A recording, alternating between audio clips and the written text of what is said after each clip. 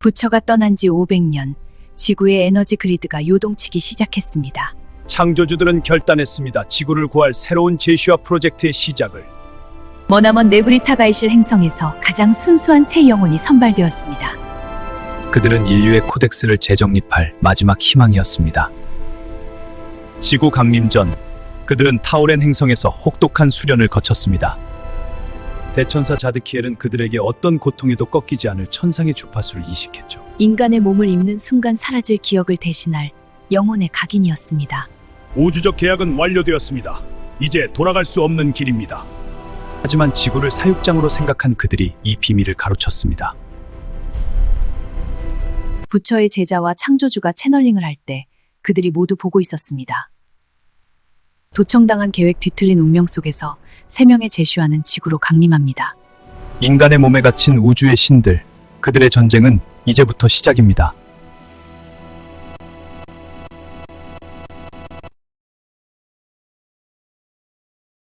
아득한 과거, 부처님은 비밀리에 아르헨과 미트라를 불러 엄중한 임무를 내립니다. 500년 뒤 올 가디언 인종 제슈아를 위해 성소를 짓고 그들을 맞이하라. 아르헨은 에너지 풍요를, 미트라는 물질적 토대를 닦으며 긴 기다림을 시작합니다. 수많은 수행자가 이곳에서 옴 진언을 외우며 수련하지만 개안은 쉽지 않았습니다. 부처님이 말씀하신 개안은 노력이 필요하지만 유전적 열쇠에도 영이 컸습니다. 제슈아 같은 가디언 인종들이 9번 차크라를 개안하기 수월했습니다. 그리고 그 에너지를 증폭시킬 거대한 하드웨어, 피라미드가 필요했습니다. 제슈아의 유전자가 피라미드와 공명할 때 지구가 정화됩니다. 아르헨과 미트라는 이제 확신합니다. 곧 기다림의 끝에 진정한 가디언들이 오고 있음을. 부처님의 제자들은 창조주의 계획을 돕기 위한 준비를 완료했습니다. 마침내 제슈아들이 태어났습니다. 아르헨과 미트라는 거액의 대가를 지불하고 그들을 입양합니다. 최고의 무술 사범과 영적 스승 아래 아이들은 강인하고 고결하게 육성됩니다. 유모들의 따스한 사랑 속에서 제슈아들은 인류에 대한 애정을 배우며 자라납니다. 12세가 된 그들은 9번 차크라 개안을 위해 성지 히말라야로 향합니다. 하지만 그곳을 기다리는 건 평화가 아닌 인간들의 잔혹한 전쟁이었습니다.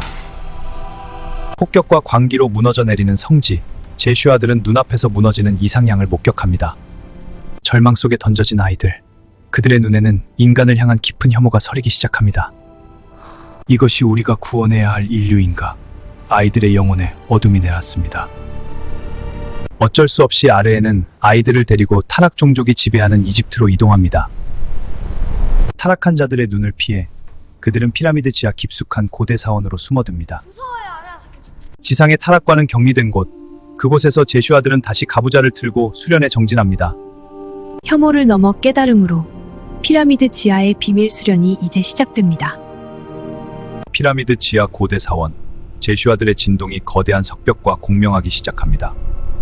피라미드는 단순한 무덤이 아닌 영혼의 에너지를 증폭시키는 거대한 하드웨어였습니다.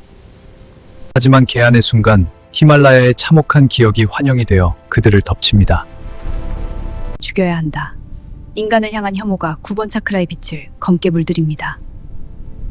그때 지상의 타락 종족들이 지하에서 새어나오는 강력한 진동을 감지합니다. 저 빛을 꺼뜨려라! 타락한 자들의 군대가 지하 사원을 향해 추격을 시작합니다.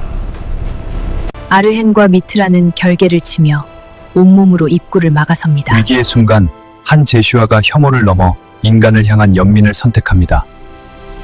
증오가 사라지자 피라미드 전체가 빛으로 채워지며 개안의 빛이 폭발합니다. 마침내 9번 차크라 개안, 가디언의 시대가 이집트 지하에서 다시 시작됩니다. 개안의 순간 피라미드에서 시작된 상승 에너지가 파동이 되어 전 지구로 퍼져나갑니다. 인류를 구속하던 타락 종족의 붉은 임플란트들이 비명 지르듯 깨지며 소멸합니다. 지구가 빛의 파장으로 물들며 인류를 짓누르던 무거운 업보가 한순간에 씻겨나갑니다. 제슈아들은 뇌를 파고드는 극심한 통증을 견뎌내며 더 깊은 평온의 상태로 진입합니다. 이 빛은 평행우주 지구까지 번지고 통제권을 잃은 타락 종족들은 거대한 혼란에 빠집니다. 예수는 제슈아의 폭발적인 에너지를 흡수하며 수련 없이도 한시적인 신통력을 얻습니다. 그때 한 제슈아가 피라미드 구석에서 떨고 있던 인간 예수를 발견합니다. 제슈아들은 그를 가르칩니다. 우주가 있음을 잊지 말라. 네 힘을 남용해선 안 된다. 가르침을 받은 예수는 교화되어 고개를 숙이고 그들은 이제 각자의 운명을 향해 떠납니다. 얼마 후 첫 번째 제슈아는 모든 임무를 완수하고 눈부신 빛의 기둥과 함께 승천합니다. 두 번째 제슈아는 실크로드를 거쳐 일본까지 여행한 뒤 동쪽 끝 바다에서 승천에 성공합니다. 마지막 제슈아는 혹시 모를 예수의 타락을 감시하기 위해 그의 뒤를 몰래 따라가기 시작합니다. 오병이어의 기적, 그 실체는 기도가 아닌 예수의 성실한 노동으로 일군 나눔이었습니다. 그는 직접 번 돈으로 배고픈 이들에게 빵을 나누었고 사람들은 그의 진심에 감동했습니다. 제슈아들에게 받은 에너지 축복 덕분에 예수는 누구보다 강력한 생체 능력을 갖게 되었습니다. 그는 건설 현장을 누비며 정직하게 땀 흘려 일했고 번 돈은 모두 이웃을 위해 썼습니다. 그의 건실함과 성실함에 매료된 사람들이 하나둘 그의 주위로 모여들기 시작합니다. 예수는 6일간 열심히 일하고 7일째 되는 날 사람들에게 제슈아에게 배운 우주의 진리를 전했습니다. 우주가 있고 우리를 돕는 자들이 있다. 그의 이야기는 사람들의 영혼을 깨웠습니다. 하지만 지상의 타락 종족들은 결코 이 해방을 좌시하지 않았습니다. 그들은 피라미드의 형태 발생장을 역이용해 전 인류에게 새로운 구속을 설계합니다. 이것이 바로 십자가 봉인, 인류의 차원 상승을 다시 한번 가로막는 붉은 족쇄입니다. 예수는 모임이 커질수록 자신을 향한 보이지 않는 압박과 봉인의 기운을 직감합니다. 마지막 제슈아는 멀리서 이 모든 과정을 지켜보며 다시 시작된 영적 전쟁을 준비합니다. 예수가 전하는 우주에 잊히는 사람들을 깨웠고 유대 장로들의 주머니는 비어갔습니다. 로마에 바칠 상납금이 줄어들자 그들의 안위와 권력은 위태로워졌습니다. 장로들은 예수를 비난했지만 진실을 갈망하는 신세대들은 오히려 그를 더욱 추앙했습니다. 위협을 느낀 장로들은 총독 빌라도를 찾아가 예수가 밀란을 선동한다고 거짓을 고합니다. 치안 유지가 최우선인 공무원 빌라도는 밀란을 막기 위해 어쩔 수 없이 병사들을 파견합니다. 예수는 이미 이 모든 상황과 인류의 미래를 담은 예지몽을 본 상태였습니다. 꿈속에서 그는 고통의 끝에 지구가 다시 살아나고 인류가 깨어날 것을 확인했습니다. 미래의 승리를 예견한 그는 닥쳐올 고난 앞에서도 흔들림 없이 평온을 유지했습니다. 체포되는 순간에도 그는 제자들을 안심시키며 정해진 운명의 길로 담담히 걸어 들어갑니다. 이것은 패배가 아닌 지구를 살리기 위한 거대한 작전의 시작이었습니다. 빌라도의 군병들에게 끌려가는 예수의 등 뒤로 타락 종족이 설계한 붉은 십자가 그리드가 드리워집니다. 채찍질과 조롱은 육체적 고통을 넘어 그의 영혼에 새겨진 우주의 지식을 파괴하려는 시도였습니다. 하지만 예수는 그 모든 타격과 붉은 에너지를 오히려 자신의 몸 안으로 흡수하기 시작했습니다. 이 고통은 내가 짊어질 것이니 인류의 영혼은 자유로우리라. 그는 나직이 읊조리며 십자가를 집어듭니다. 골고다 언덕으로 향하는 한 걸음 한 걸음마다 지상의 붉은 봉인들이 그의 발끝으로 모여들었습니다. 예수는 알고 있었습니다. 자신의 육체가 봉인되는 순간 인류의 9번 차크라는 잠시 숨을 쉴 수 있음을. 마지막 제슈아는 군중 속에 숨어 이 장엄한 흡수의 과정을 지켜보며 눈물을 흘립니다. 스승이여, 당신의 희생은 결코 헛되지 않을 것입니다. 유다는 그의 지팡이를 꽉 쥐며 결의를 다집니다. 마침내 언덕 꼭대기, 예수는 인류의 모든 족쇄를 짊어진 채 가장 높은 곳에 섰습니다. 이제 십자가 봉인은 완성될 것이나 그것은 동시에 인류가 깨어날 씨앗이 심어지는 순간이기도 했습니다.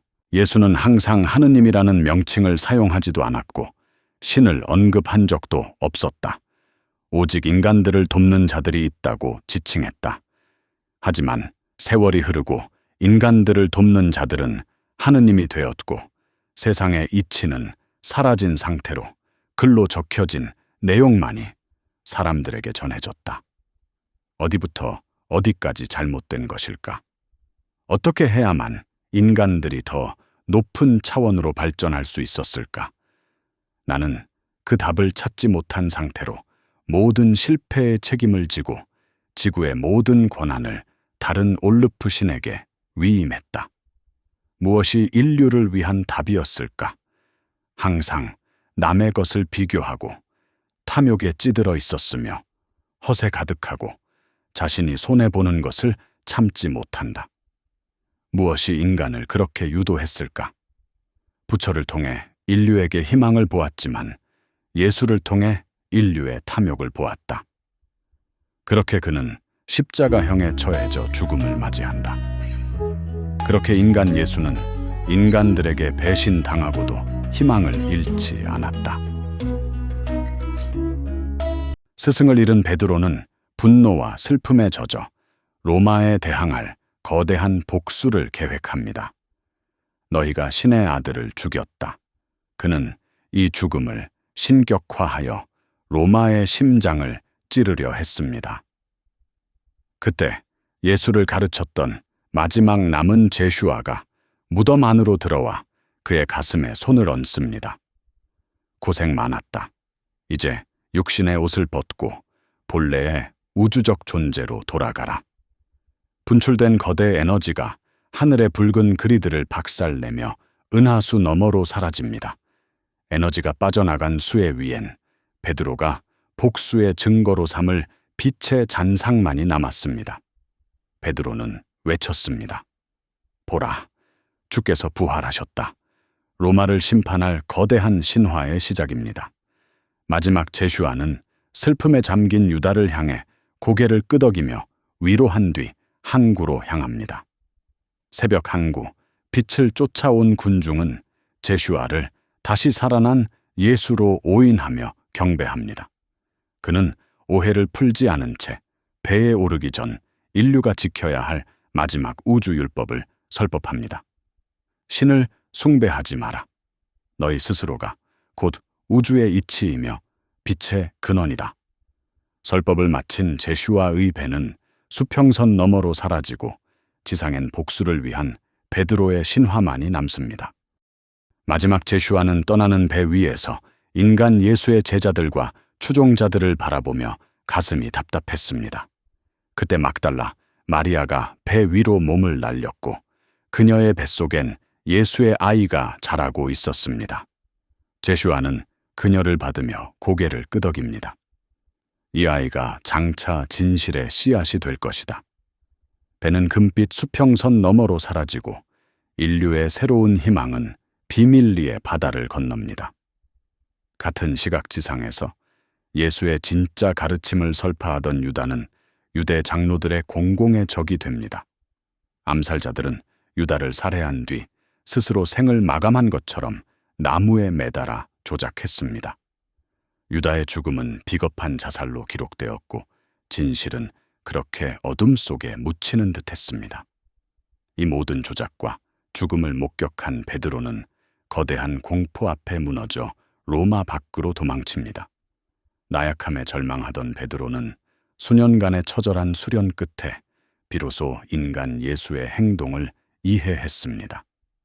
그는 비겁했던 과거를 회개하며 뒤집힌 세상을 바로잡기 위해 다시 로마의 심장으로 돌아옵니다. 체포된 베드로는 세상이라는 대의 속에 인간을 용서해야 된다는 것을 알게 됩니다. 그것을 알리기 위해 스스로 거꾸로 된 십자가에 오릅니다. 너희는 세상을 뒤집어 보고 있다. 그의 역십자형은 잠든 영혼들의 거대한 균열을 냈습니다. 나는 예수가 미래에 무엇을 보았는지는 모르겠다. 창조주인 나조차도 모르는 인간들의 미래의 모습은 어떤 모습일까? 그건 인간들 스스로 알아가야 할 부분이다. 그대들 어떻게 살아갈 것인가? 신의 말씀이라며 신의 말씀만 달달 외우고 남에게 전파하는 것이 예수가 본 인간들의 미래의 모습일까? 아니면 신을 모조리 부정하고 창조주 혹은 조물주를 부정하며 삶을 낭비하거나 범죄를 저지르고 남 탓이나 하며 살아갈 것인가? 인간 예수는 인간들에게서 희망을 보고 자신의 죽음으로 대가를 지불했다. 그대들 정말로 어떻게 살아갈 것인가?